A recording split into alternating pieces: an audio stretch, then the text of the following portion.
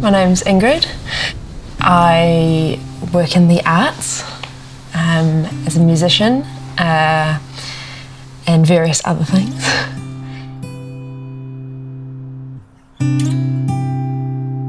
Well, it started when I left high school, the first year out of high school. I left school and had no kind of structure anymore and had to kind of make my own structure. It's just, I just felt like I was just falling through like cracks. I couldn't really pick myself up. I would always, like when I was feeling sad, you know, I'd always have a good night's sleep and then get up and feel okay the next day. Like I remember that throughout my teenage years. And then one day after I left school, high school, I noticed that I would just be getting up every morning feeling just as bad, if not worse. And that's when I started going like, oh, maybe something's not quite right, maybe, you know, maybe, yeah, something's a bit off. And so from then on, at times it got better or, you know, or worse. It's just been kind of up and down. And I've been really lucky that I've had quite a few people in my life who I just spoke to at key times, at key moments, who kind of noticed that something was off and were like, hey, are you okay? And then I kind of opened up to them, and that's when I kind of, realised that, I was depressed and became less ashamed of talking about it. Because, that's what I forgot to add, is there was one night in particular when I knew that something was really wrong, where I just felt so bad, like worse than I'd ever felt, and I felt just like I wanted to die and like end it all. And I remember the deep shame about that coming out, and like I felt like I could never tell anyone about that ever. And that was also kind of like that's something weird, like why do, because normally I tell people pretty much everything.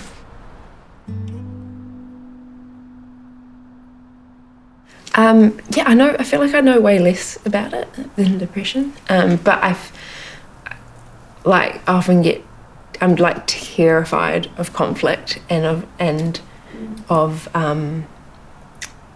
some like friendship stuff. Like I find it really hard, even like with my best friends, just being myself, or like raising points, and often like to the point where I just can't even, I can't come out of my room. I just have to stay and wait till they're all gone, and then you know, but like nothing's even happened, you know. It's like not even, and just constant rumination about what people are thinking about me, and like whether I'm doing something right, and then if I don't do something quite right, just it spirals into this, you know, oh, this is what they think, oh God, I'm the worst person ever, bye.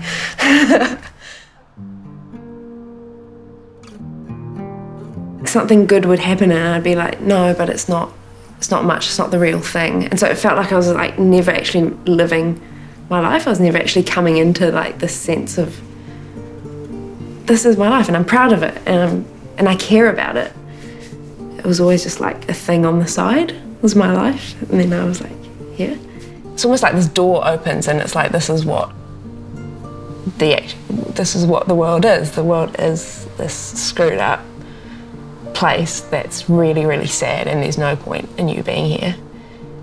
So much of it is how we live our lives and how society is, and how I think one of those is like disconnection from nature. Like it's a massive one. I just find that, I mean, obviously, you know, with living in cities and like the way we're screwing over the environment and all that, it feels like this forgotten art of like knowing how to treat nature and feeling comfortable in nature to a degree, or like just engaging with it and having like maybe rituals. I think a lot about rituals around it.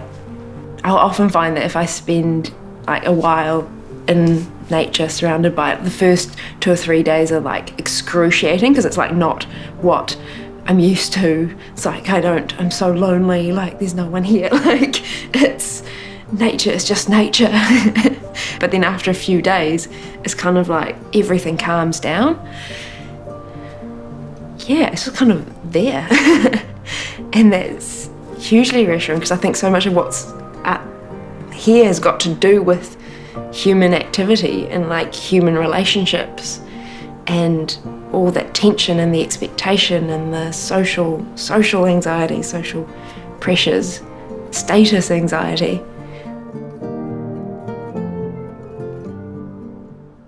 I've noticed, and I'm quite ashamed of this, but I've noticed in myself like a resistance to certain aspects of community and to partaking in community, when I've actually had the option of doing that like quite a bit, being really lucky, having awesome friends and people and who really work hard to build cool communities and relationships between people. But I've always had this inherent resistance to it, which I think I'm noticing is so much to do about the individualistic conditioning that that I've been brought up with, which the fact is it feels really uncomfortable sometimes partaking in these kind of like investing in a community or something. It feels like there's a huge risk, you know, they might like abandon me, or they might, you know, people will turn on me. It's that thing of like that social anxiety and that thing of feeling like people, you know, are judging you and all that. So it's easier to just be like, no, I'm just going to do my own thing and be completely independent, you know, and I'm going to make my own way in the world without the help of anyone else, because I'm an individual and I am strong. You know, when actually you need help from other people. Maybe that's why people don't ask for help as much, is because it still feels like a really scary thing, and there's like a risk of being vulnerable with other people.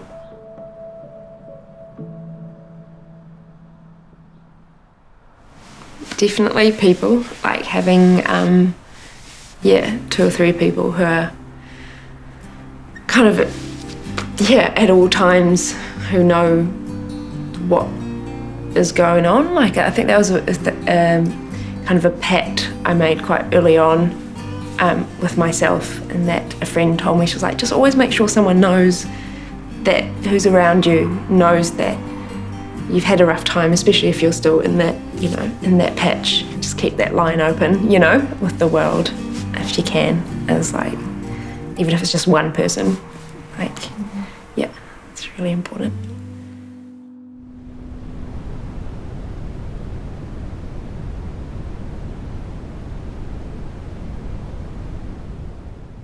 Hello, my name is Alex. I study education psychology at Victoria University, and I'm a wellbeing leader.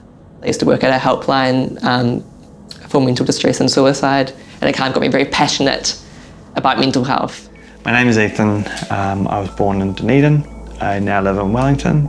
I'm a copywriter, and I'm also like an actual writer, or at least give me a few years and I will be. So I think I was around 10 or 11 years old where I think I started experiencing anxiety, at least, yeah. I had a family member who was engaging with a very difficult mental illness, and so for that 8 years, going home wasn't really a safe space in terms of like emotional security. It was kind of a place where I'd hide away in my room and just, I guess, try and weather the storm a bit. So I think losing that sense of security in your own home definitely contributed to my anxiety, because I was so quiet and I was trying to be so stoic. I didn't get the help that I should have gotten, considering the situations that I was experiencing.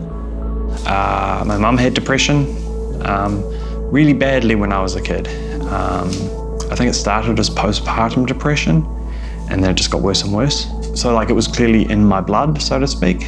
But then the environmental aspect of it was probably, for it to kick in at 14, was just I hated high school. I think a lot of teenagers do. Or I hated 90% of the people I was forced to socialise with every day. And I dreaded getting up in the morning. I dreaded spending all day there. And yeah, I did not enjoy any minute of high school. And I got depression.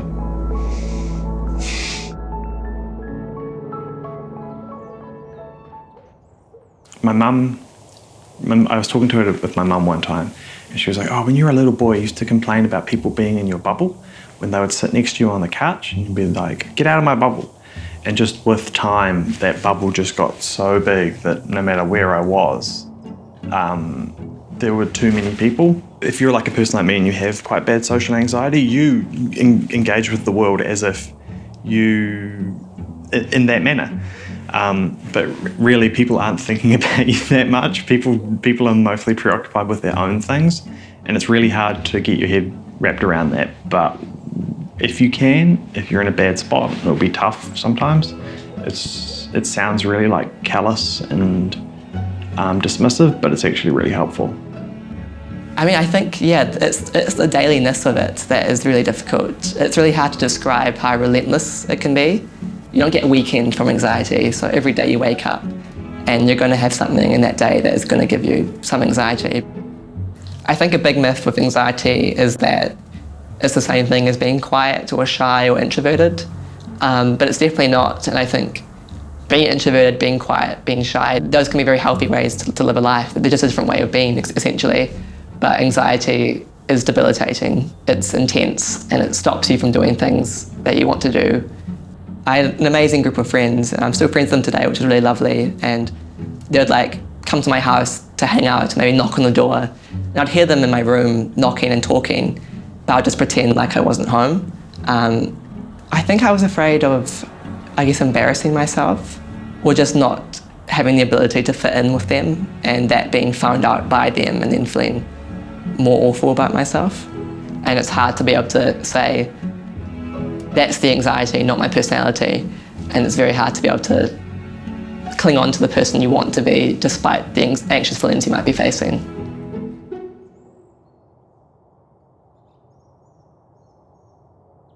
I'm allowed to just like grow my hair out and just wear this sort of stuff to work, which is fine. Like there's no pressure to like wear a shirt and tie and have a nice haircut and all that and be like that. But there are other aspects which I assume exist in every business that I don't like the team idea, the team building stuff.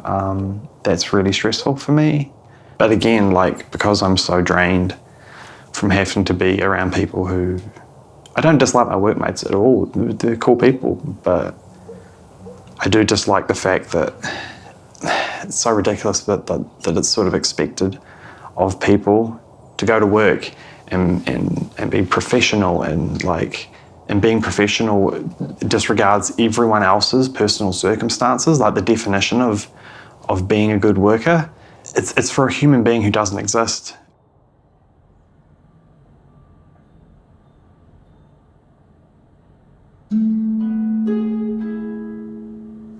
Often I think like the way boys are raised, the way men are expected to be, it's very, if you imagine like emotions on the spectrum, it's almost very much in the middle. So not showing much sadness or weakness, not showing much excitement or joy, just being stoic, calm, and I guess quite serious.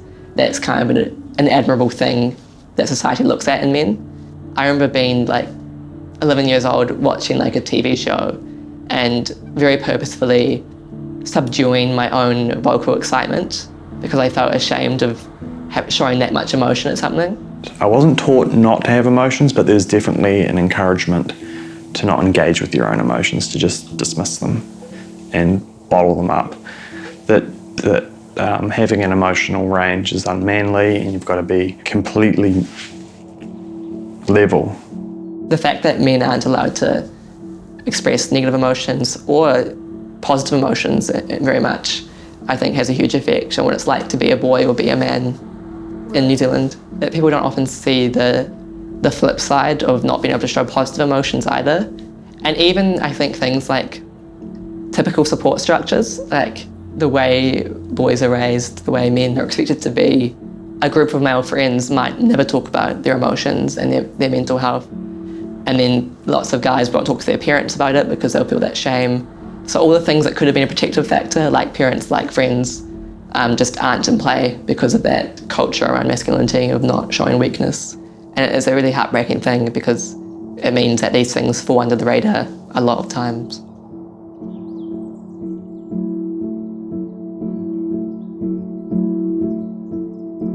The idea that you can just stop being depressed, that is a myth that I hear way too much. And that being depressed is just like being sad, because it's not. I don't know how you describe it. It's like a video game where you have your character and you buy them a new outfit, but you buy them the depression outfit and it comes with its own little stats buffs and stuff, but you can't take it off, is probably the thing. Sometimes it just comes on for no reason. You just wake up one day and it's like it's back. And you're like, oh, okay, I'll have to deal with this for a bit. But then it'll go away and you'll be a little bit better. I always thought it was just depression because the anxiety didn't get diagnosed until I was like 23. But like when I look back, the anxiety has been like a massive part in it, and it is a major contributor to the depression. So they're sort of like two sort of halves of a whole, and they work together to mess with you, I guess. Yeah. Being diagnosed with social anxiety disorder was really helpful because it defined what was wrong with me rather than me not knowing. Knowing that it's an actual problem and that it's an illness and that you're not just a jerk or crazy or anything like that, that it's an illness and that you can treat an illness, was really helpful. Yeah.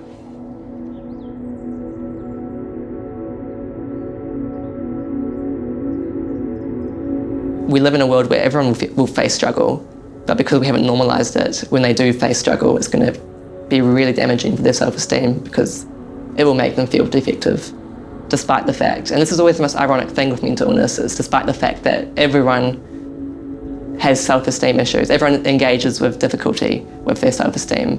We're all suffering together, but because of the way society is structured, we all feel like we're suffering alone. What kids learn in class normalises things. So if we learned about emotions, if we learned about mental health, that would normalise that experience, and it would give kids that vocabulary to discuss how they're feeling, which is the thing that I lacked when I was growing up with depression and anxiety. And so the idea of kids growing up with that context would make me very, very happy. I think de-stigmatising mental distress will be the result of lots of little things, like asking your friend if they're okay and really meaning that. These little daily interactions where we can show more empathy and care than we might sometimes do. If our society reflects that, if our society is filled with people who are upfront about mental health, those things will come together in a really positive way.